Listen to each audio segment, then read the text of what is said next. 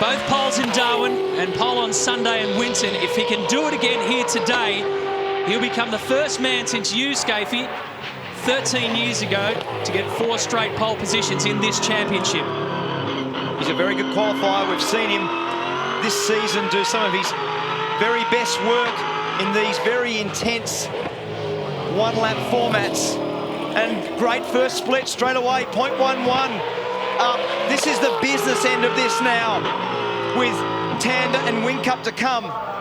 These are the best qualifiers in these sorts of cars in the world, and he has used every bit of road. We were on board, but it looked like it got through the curbing area there at 6 very nicely. He did a beautiful job under brakes into 2. There was no fluff and bubble. He just got in there so nicely. I mean, it looked the part. This is very easy to overrun. Turn 11, gets it turned in, well done. Nice, throttle application.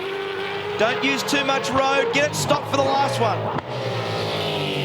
And he gets it done, well done. That was a very nice, neat entry and a good exit straight to second gear. Pulled it early. And this has been a very typical Mark Winterbottom effort, and he is on track to go 4 straight pole positions. That was very, very good work. That's a great lap. A fantastic lap there from Mark Winterbottom.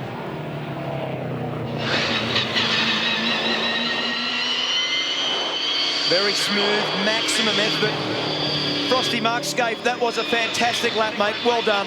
Thanks, mate. I'm trying to beat your record, so I'm pushing hard, mate, but very, very tough. So, yeah, good to 12-9. I don't know how to go, but, yeah, pretty happy. Frosty, it kind of looked as though you were under complete control there, but just listening to you gives us a reflection of just how hard that lap is. It's a tough one. It's very tough. You've got concrete walls surrounding you everywhere, so one mistake, she's all over. But that's what shootouts are about. You push hard. It's about the glory. So, yeah, we've kept a straight car, so, yeah, all good fun. How's that number 95, Lightning? Oh, ka-chow, mate, ka-chow. you rock star, go back to your trailer. Thanks, guys. Well done, mate. Good effort. You know Scaife's going to be unbearable, mate, now that you've knocked him around in the record department. I'm very happy about that. That's awesome, and for car 6 as well to be 3rd, that's awesome. But yeah, 4 in a row. We hit some form over 1 lap. We just got to turn it into a race car, but yeah, that was awesome. Frosty, the impressive thing for me, though, looking at that, it actually did look like a race car. I know you were very, very committed, but the car did look very, very tidy compared to the other 9 out there. I didn't feel that way, but you know, when you're in a rhythm and it flows, it all looks very good. So yeah, we'll tune her up for the race and try and get a win. We love celebrating, and I'd love these guys to have 2 cars on the podium. Good luck, mate. Thank you. And in the fence is Dean Fiore. And Carl Reindler involved. The Fairdekham Sheds Racing entry, and Fiore looks as though he's got a lot of damage on the right-hand side of that car. So they still go in search of positions on this opening lap. Winterbottom's the leader. And safety car already. Now, some guys might even use this. There you go. There's activity straight away. Safety car straight up. And in for your first stop. Jason Bright was really frustrated with his qualifying performance. They're running the car pretty soft this weekend to comply with the bumps. And he was much further back than he thought he'd be, but he felt it's going to be a very good race car. Jack Villeneuve gained 5 spots on the opening lap. I bet you thought these boys play for keeps here. Have a look at this. Taz Douglas has also got a pretty nasty whack on the front of his iSelect Commodore. And you reckon, there you go. So he's on the right-hand side of Carl Reindler. And then Fiore gets basically left with nowhere to go but into the wall on the right-hand side. So Douglas might have been the main offender in that one, and he's taken out Reindler and forced old Dino straight into the wall. And you can tell by the look on Charlie's face what he thinks of this. There was contact between Jack and Todd Kelly on the exit of turn 2 en route down through that little kink to the left down to the 3rd corner, and it's resulted in Jack being in the wall. So safety cars grab the field again. Here it is again in replay. We'll see what happened. So Jack down the inside, gets it cleanly done, and then on the crisscross, as Jack came out the other side, they checked up, and then contact. Todd touches the right rear corner of Jack's car. Here it is again from the other side now. So Jack's moved to the right to try and cover. Todd doesn't want to have a bar of it. Bang. and that's a lot of damage. That, particularly that sort of concrete wall damage at that sort of speed will be front right rail on that car and the cross member, all the associated front upright, hub, disc rotor, a lot of the damper, everything will be damaged. Then that'll be a big job. Down here with Charlie Schwarkolt, team owner. Charlie, that looked expensive, and I don't want to depress you any more than you need to be, but I'm guessing you're going to have a bit of a view on that incident. Yeah, it doesn't look good, does it? I reckon Jack got the raw end of the deal there. He did, mate. It's a tough gig, isn't it? It's an expensive game. It's tough to get up there, and Jack was going along pretty well there. It was a good race, but I'm not so sure about the contact from behind. No, it was a clean pass, and anyway, I'm sure it'll get investigated, and yeah, not good at all. All right, keep your chin up, mate. Thanks, mate. Lowndes a good start as well. Looks like he might have grabbed second. He's tucked right behind Bright. Whincup argues round the outside. He's going the long way. There's trouble. Somebody's in the fence at the back of the pack. It's Dale Wood. Dale Wood's got a disaster going. He'll go down the escape road. And there he goes. Jack Perkins is the other car involved in that. What a shame for Jack. Back to the lead. It's Bright. Then it's Whincup. Then it's Lowndes. Tander. The Volvo's on the inside of James Courtney. Tander had a monstrous move down the inside at turn 2 on Craig Lowndes. They all bumped. They got through there. Great driving. I thought that was going to be the contact from yesterday at turn 2. Safety car being called. Just checking that now for you. And that's because the 2 cars are down the escape road at turn 2. Now, there's been a little bit of drama there. I think it's Tander, and I'm sorry, it's Courtney. And you'll see an immediate reaction in the pit lane. People will use this as an opportunity, depending on their starting fuel, to squeeze the first of the 140 litres of United E85 into the cars. Big pile of cars have come in. And I wonder whether or not there was an illegal pass there. That chopper shot showed the Volvo going underneath James Courtney, but it would depend on the flag deployment. That's right. Look at this, we've got Bright, Lowndes, Tander, Courtney, Van Gisbergen, Mostert, it's a roll call, Perkins, Winterbottom, Slade, Reynolds, Caruso, Coulthard, the dead set 2/3 of the field. But the interesting one, Croppo, is that Mark Winterbottom's going to have to stack because Mostert's in and so is Winterbottom. So that'll make him stack. Now, although he's got the whole race to come back from that, he will lose positions relative to the field. So for the championship leader, let's take a really quick look at it because Mostert, you can see there at the bottom of shot. Yeah, he's sitting there. Mostert's in the garage. He's being serviced, and Winterbottom behind, parked up.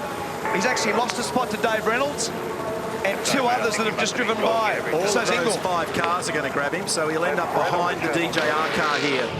And some clever moves today, and he looks set to go back-to-back in Townsville. And potentially victory number 6 now for 2015, expanding that points margin. Career victory number 33. We're seeing mighty strength from the Pepsi Max boys, from Mark Winterbottom and everybody at ProDrive. Their cars ride well, they drive well. They're well balanced, they're being well driven. They've certainly had to fight for it today, though.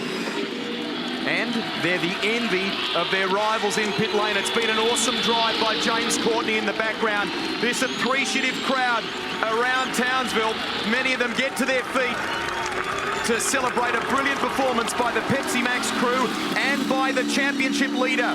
Is 2015, after years of coming third and runner-up in the title race, is this going to be his year? Winterbottom wins for the 2nd day in a row in Townsville. Awesome, Marty. Awesome, awesome, awesome. Thank you. You're very welcome, mate. Can we have no burnouts this time too? Sorry, we want to learn off these cars. Thank you. It was 2.9 seconds in the end. Courtney did not let up, but max points to Mark Winterbottom, and the word was look after the tyres, please. There's your top 3. Congratulations to all 3 of those men. They drove brilliantly today. Winterbottom, James Courtney, David Reynolds, well done. We dip our hats. What a day, what a weekend here. And so much to talk about in terms of this championship. Good stuff today from HRT. These boys look strong. Now, McLaughlin's got to get by, and he does. Nicely done, Aaron Russell. He moves it out of the way. Guys on the radio have told him that. This is the closing lap now. Last time through the fast right-hander for Jamie Whincup. The Holden flags are flying. cleanly pulls it up into the hairpin at turn 11. Lines it up for the final corner. The name Whincup's been in the runner-up slot a bunch of times this year. But for the first time since Sydney at the end of last season, Jamie Whincup is a winner in Townsville. He gets home by 1.6 seconds. He breaks through. Finally, you can see the relief on his face. Red Bull Holden Racing Team have beaten Shell V-Power Racing in a great exchange today. And grab your Australian flags, everybody. Stand at attention because this is fantastic. Australia. Oh, you're asking. No, only Well a little done. bit. I'll stop. Please continue. But that was just fantastic. What a great performance. And this is an unbelievable battle this year between two of the very best racing car drivers in two of the very best teams. Jamie just drops the clutch. It's a drag race. Perfection start for him. Off he goes. Reynolds sat there initially, which allowed Mostert to jump up. Here's the view from David's car. Too much wheel spin. And then he starts to get assaulted left, right and centre. He'd already lost second place at that point. But developing in the mid-pack here, there was all the usual congestion. And I have to say, it's very difficult when you're back there. It's hard to see. Now, someone got into the back of de Pasquale, which was Shane, but was he in turn given a little push and shove? This might tell more of the story. It's Winterbottom in behind Van Gisbergen. Yeah, in fact, I've got a feeling that it could have been Holdsworth into Frosty. Yeah, Frosty into Shane. And here's the onboard from Shane. So he's left room. That's important. He's left room. Now, bang. So he got served and then served into de Pasquale. And then that tangled up Hazelwood, and that's taken a big bite out of the left rear of that car as well. Watch Scott. So he's right around the inside. He misses everybody. That was great presence of mind. Profit for Perkat, up 4 spots. Profit for Holdsworth, up 4.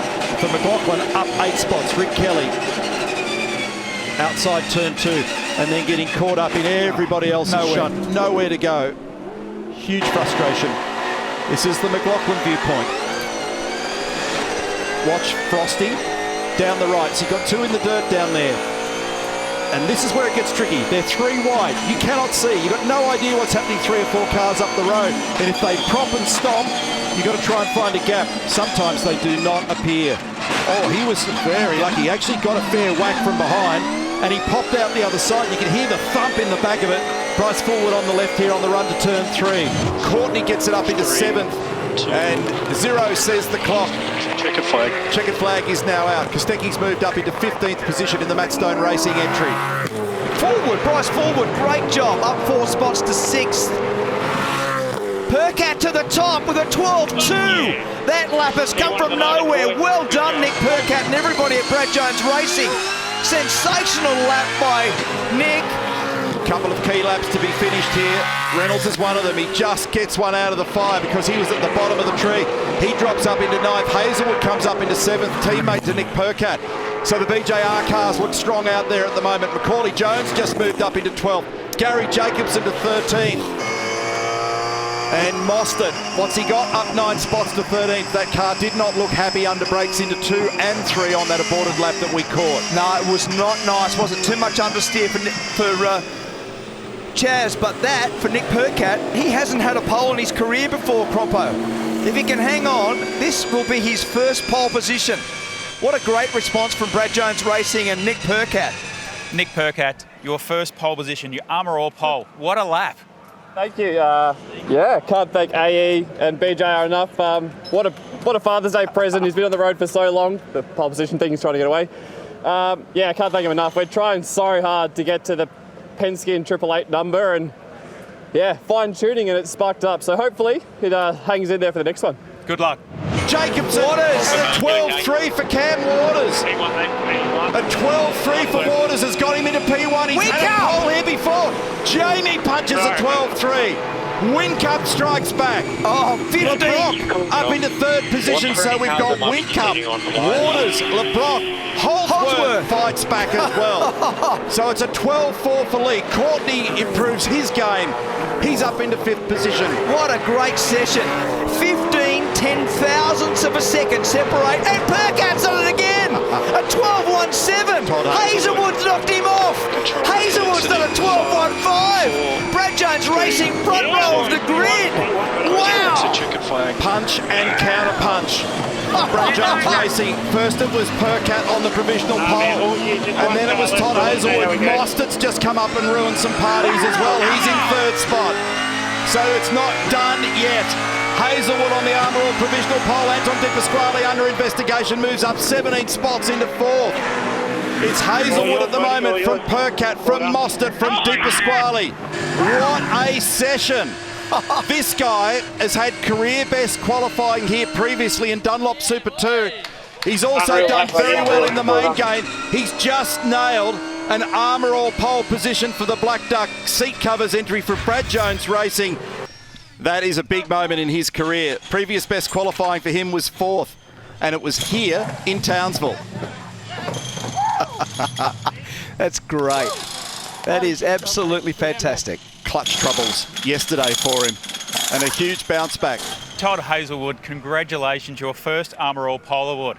How good does it feel? Unbelievable. I think I lost my voice on the end lap there. I was cheering so hard, but huge thanks to Black Duck seat covers. They give me an absolute rocket and a huge turnaround for BJR. We had our dramas yesterday, but we knew we'd come back swinging today, and we certainly proved that. So huge congrats to everyone. Congrats to Nick on another pole position as well. So awesome start to today. Yeah, it's a BJR lockout. Yeah, unbelievable. Yeah, it's huge credit to all involved. We've been working so hard, and happy Father's Day to everyone. Obviously, it's been tremendously hard on all the crew being away from their families. So this one's for them, and a shout out to my sister watching at home. I wish she could be here. Congratulations. I'll let you get back to the team. Cheers, thank you. Woo! That just equals trouble, doesn't it? When you stop and think about that sentence, hardhead racers absolutely at it. It's 11/10 with this group. Oh, and Nick runs wide. Cam actually momentarily just gets into the back of them, and this is going to make him vulnerable. Oh, and he's gone around Cam Waters. Can you believe that? So Perkat throws the flag to come in and get some fresh rubber, and Cam Waters ends up getting upended on the way in, and he'll do exactly the same. Anton's okay, which is great news. The word from him, and that's his engineer Mirko, is saying that something broke and has fired him off. It's triggered the Vodafone safety car, so look in the background and see whether we understand more of it. It just went straight left. Yeah, it's broken a left-hand front suspension. So it didn't, he went to turn it right. So it was, as he hopped over the curb, looks like something in the right front actually may have failed, but he's okay. So we'll recover that car now, but we've got a compressed field. Tyres will cool out, and Grant McPherson is just reassuring Shane at the moment that you've been cleared of that incident, because he also needs to eradicate it from his thoughts, because that also plays on your mind as a driver if you feel like you involved something that you were involved in something that you don't want to be. It didn't turn. This car did not turn. So when he went to turn it there, he clips the inside curb, and then bang. Yeah, actually, you're right. It's the right front, but it just straight away, straight off the road, bang. What's this? Almost no direction change. Yeah, so you saw it hit the curb, but the giveaway was the flapping of it, and then I saw it looking weird as it started to head off to the wall here. So have a look very carefully. It is turning. It's responding to the left front wheel, but right here it hits the curb, bang, lets go, breaks a steering arm or a lower control arm or whatever it is, and then fires off into the wall. And Anton's okay, which is the good part of the story. The results are not. There's nothing between these guys. Scotty's got next to no grip. Van Gisbergen's got tons of it. He's got a run on him here. He'll have a big dip when they get down to the braking area at turn 11. And what does McLaughlin do? Will he cover him? Does he get down the inside? Van Gisbergen dives it down there and gets there. And Jamie go at Whincup. 2 for 1. A 2 for 1 deal as Van Gisbergen and Whincup get to the lead. And that's critical for points for Whincup's battle with McLaughlin in the championship. So Van Gisbergen forced his way by.